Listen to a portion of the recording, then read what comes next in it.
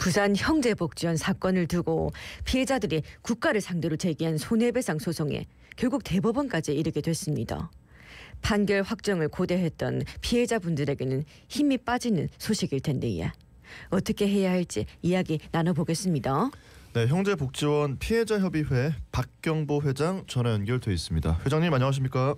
예, 안녕하십니까? 예, 안녕하십니까? 예, 이 부산 형제복지원 사건을 두고 피해자들이 국가를 상대로 제기한 손해배상 소송이 끝내 대법원에까지 이르게 됐습니다. 예. 오늘 좀 자세히 말씀을 해주시죠. 지난 7일 날 11월 7일이죠. 예. 저희가 이제 고등법원에서 원심과 같다는 그런 판단을 받았습니다. 예. 지난주 목요일 날 국가가 항소를 받아들이지 않고 상고를 하게 됐습니다. 두 개 사건입니다. 그는 당일날 두 개 각각 상고를 한 상태입니다. 이 참 시간이 계속 이래 지체가 되면서 피해자분들 속이 다 들어갈 텐데, 피해자분들 중에서는 오랜 시간 이어진 이런 법정 공방 때문에 최종 선고를 받아보기 전에 좀 세상을 떠나시는 경우도 있지 않습니까? 네네. 저희가 소송을 처음 제기한 게 2021년 5월 달입니다. 그래서 지금 소송을 한 3년 이상 이렇게 하다 보니까 피해자분들이 피해 당사자들은 물론이고 또 수많은 피해자분들 지금 약 한 500여 분이 소송을 진행 중인데 2차 이제 트라우마나 우리말로 희망 고문이라는 거죠. 막연하게 국가는 시스템적으로 1심 판결의 불복 항소 또 항소의 불복 또 상고까지 이렇게 된 상황에서 피해자분들이 4분 돌아가시고 최근에 또 자살을 시도했던 그런 피해자분도 발생하게 됐습니다. 네. 자, 지금 국가의 상고를 두고 피해자분들은 뭐 어떤 생각, 어떤 말씀을 하고 계시는지 질문을 좀 드릴까요?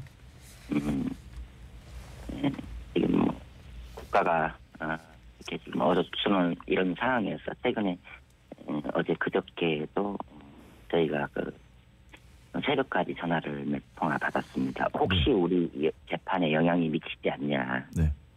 이런 불안과 초조함이 피해자분들한테 지금 많이 고통으로 와닿고 있는 그런 상황에서 너무 피해자분들이 울고 그러는 분들이 새벽에 전화를 하고 우리는 어떻게 되냐. 한 막연한 질문이죠. 저 같은 사람한테 우리 재판은 어떻게 되냐. 그런 상황입니다.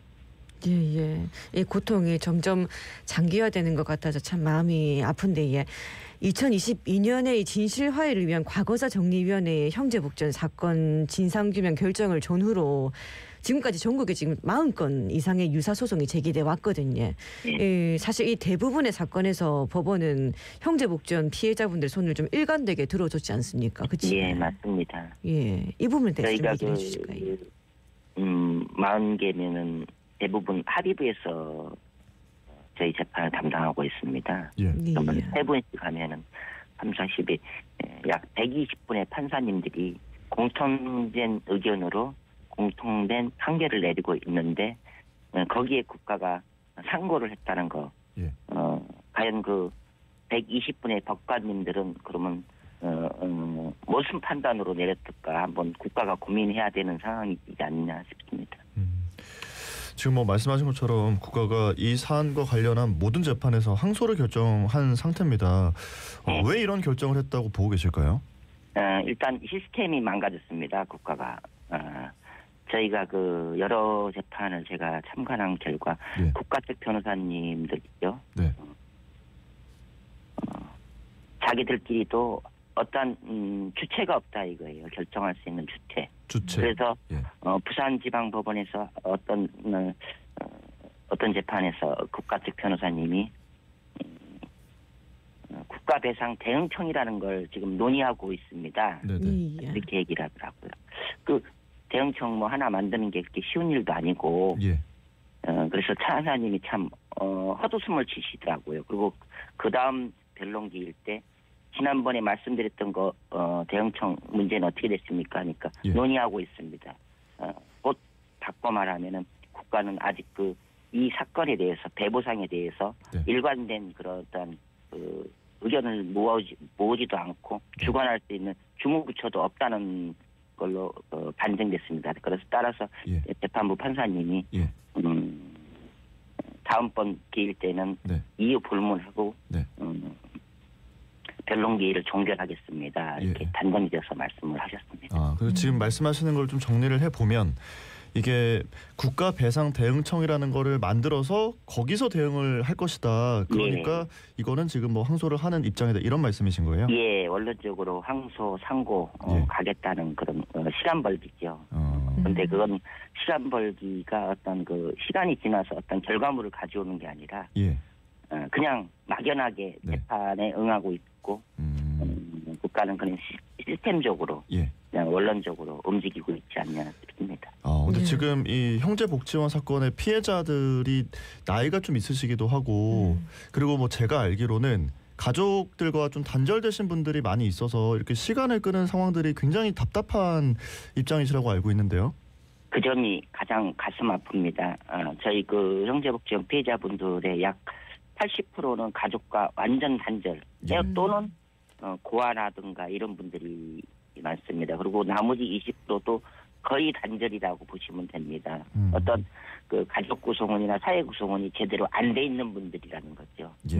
이 형제복지원 피해자들의 공통점이 그런 가족과의 단절, 사회와의 단절 이런 분들, 사회 구성원으로서 편입되지 못하고 그동안 40여 년 이렇게 살아왔던 분들이 소송을 지금 제기하고 있다는 게 네. 가장 저희들로서 가슴 아픈 일입니다. 그러니까 지금 이렇게 가족과 관계가 단절돼 있기 때문에 시간이 지나서 뭐 배상금을 받게 됐을 때 행여나 뭐 돌아가시게 되거나 이렇게 되면은 그 배상금이 다시 국가에 귀속되는 상황인 거죠. 예, 저희가 벌써 4분 중에 돌아가신 4분 중에 재판 소송 중에 예. 2분은 가족이 전혀 없습니다. 예. 그래서 뭐 그냥 재판 종결이죠. 어떻게 보면. 그리고 또 확정이 나더라도 예. 국가에 다시 피해자한테 이게 기속된다는 게 예. 저희로서는 너무 충격적이고 참 가슴 아픕니다. 예, 시간이 사실 마냥 많지만은 않기 때문에 이런 피해복이 계속 미뤄지는 것에 대해서 참 안타까운 마음이 들 수밖에 없는데, 예. 정부가 근데 진짜로 이게 배상 책임을 좀 회피하기 위해서 이렇게 좀 상고를 하고 하는 거라고 보십니까? 어떻습니까? 원론적으로는 그렇겠죠. 근데 어쩌면은 조금 전에 말씀드렸듯이 예. 회피를 할 수 있는 주체도 없습니다. 현재는 재판부에서 여실히 드러났습니다. 예. 경찰청, 부천시청, 예. 법무부 세 팀의 피고 변호사분들이 본인들끼리도 의사소통이 안 된다는 걸 재판부에서 시인했습니다. 그래서 이거는 참 시스템적으로 예. 어떤 주체가 없다는 거죠. 그래서 저희는 더욱더 답답합니다. 그러니까 답답하고 좀 허탈한 마음이 드시는 그런 입장이실 것 같습니다. 지금 이런 상황에서 앞으로 좀 어떻게 대처를 하실 예정이신가요? 저희는 지금 심리 불속행이라는 거를 지금 대법원이 아마 최근에 5.18 관련해서 예. 대법원이 상고했던 그런 사건에 대해서 예. 대법원에서 심리불속행 재판을 이건 진행될 수 없는 사건이다. 상고감이 아니다. 이렇게 네. 해서 심리불속행이라는 거를 최근에 나온 적이 있습니다. 네네. 800여 분인데 예. 따라서 재판을 진행 안 하고 이건 1심, 2심 내 변동사항이 없다. 그래서 상고를 취하한다. 각하 그런데 좀 기대를 걸고 있고 조만간 대법원의 피의자분들의 탄원서 및 좀 속행해달라는 그런 집회를 할 예정입니다. 그러니까 이게 지금 뭐 국가에서 상고를 하더라도 대법원에서 이 사안은 심리 불속 행위다 이렇게 해서 재판을 그냥 종결시키는 예, 뭐 이런 것들로 이루어지지 않을까라고 기대를 하고 계시는 거네요. 예. 만약에 그렇지 않다면 어떻게 대처를 하실 예정입니까? 저희는 대통령실이라든가 예. 법무부, 행정안전부라든가 끊임없이 방문하고 예. 해서 이에 대한 불합리한 이런 사항을 항의할 예정으로 지금 준비하고 있습니다. 네. 회장님 그러면은 지금 이 피해자 협의회 회장님으로 계시는데 네. 담당 변호사님들은 어떤 말씀을 하시던가요? 우리 변호사님들도 법리적으로는 이거는 항소도 안 된 그런 사안이고 또 역시 항소를 해서 항소에서 판결을 받았는데 이건 상고가 설마 국가가 하겠냐 이러는 것이고 뭐 아시다시피 지연이자라는 게 예. 우리가 변론기일 종결을 하고 나서부터 12% 발생합니다. 네네네. 그 막대한 예산은 국민의 세금입니다. 예. 변동 피해자분들은 그런 이자 이런 거를 떠나서 예. 하루라도 빨리 받길 원하지. 이걸 그렇게 지금 변호사님들이 의견을 내고 있고 예. 설마 12%의 지연 이자를 물어가면서 국가가 거기에 또 마찬가지로 국가가 그걸 조금 고민했으면 과연 이건 기각일 수 없는 그런 사건인데 예. 왜 항소를 하고 상고를 했는지 참 변호사님들 여러 변호사님들의 공통된 의견으로 지금 나오고 있습니다. 예, 무엇보다 살아생전에 명예 회복이 좀 빨리 됐으면 하는 그런 바람이 크실 텐데 예. 마지막으로 좀 한 말씀 남겨주신다면요.